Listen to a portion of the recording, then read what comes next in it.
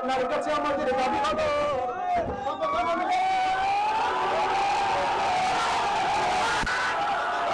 গুন্ডা শামীমের কথা এখন মনে পড়ল। হাসিবুর রহমান বেঁচে আছে, গুন্ডা শামীমের উপজেলায় এসেছে। গুন্ডা শামীম তার এলাকায় থাকতে পারে নাই। সে বলেছিল লাকসামে আমাকে আসতে দিবে না, আমি 4 বছর হোক 5 বছর পরে হোক লাকসামে এসেছি।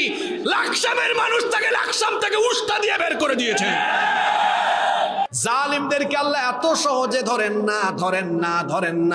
যখন আল্লাহ ধরেন তখন আর ছাড়েন না। নমরুদের মতো জালিমকে আল্লাহ ধরে না কিন্তু যখন আল্লাহ ধরেছেন তখন আল্লাহ ছাড়েন নাই, জুতার বাড়ি খাওয়ায়া দুনিয়া থেকে বিদায় করে দিয়েছেন। ফেরাউনের মতো শয়তানকে আল্লাহ ধরেন নাই, এই জালিমকে আল্লাহ যখন ধরেছেন, এই যে একটু আগে যে সূরা আনকাবুতের 40 নম্বর আয়াতটা আমি বললাম, ফেরাউনের শানে এটা নাজিল হওয়া। ওয়া মিনহুম মান আগরাকনা, কাউকে আমি পানিতে ডুবাইয়া শেষ করে দিয়েছি। ফেরাউনের মতো জালিমকেও আল্লাহ ধরেন না, কিন্তু যখন আল্লাহ ধরেন তখন আর ছাড়েন নাই, পানিতে ডুবাইয়া বেড়েছেন। আমার দেশেও যে ফেরাউনের দল ছিল, এদেরকে আল্লাহ ধরেন না।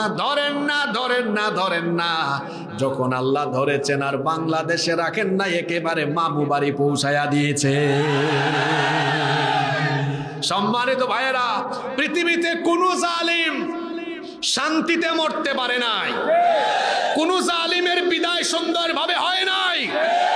আমার দেশে 15 বছর যারা আলেমদের চোখের পানি ঝরিয়েছে, যারা মানুষের উপরে জুলুম নির্যাতন করেছে, তারা চোরের মতো দেশ থেকে পালিয়ে গিয়েছে।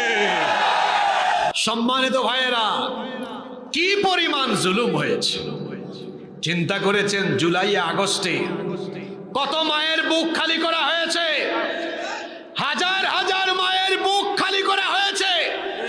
নিরপরাধ মানুষকে অপরাধী সাজাইয়া হত্যা করা হয়েছে। এই কোরআনের বাগানের রূপকার যাকে বলা হয়, কোরআনের কিংবদন্তি খাদেম শহীদ আল্লামা সাঈদীকে তারা জেলখানায় চিকিৎসার নামে হত্যা করেছে।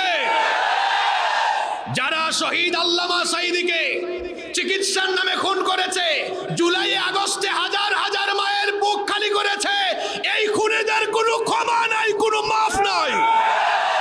ডক্টর ইউনূস সাহেবকে আমরা বলবো, এই দেশের সকল দিক আর বিভাগের সংস্কার হবে পরে, খুনিদের খুনের বিচার করতে হবে আগে। সাঈদী সাহেব তো 71-এর আগে জন্ম, আমার জন্ম তো 90-এর দশকে। হ্যাঁ, রাজাকার এই গালি এখন সবাই পাইছে।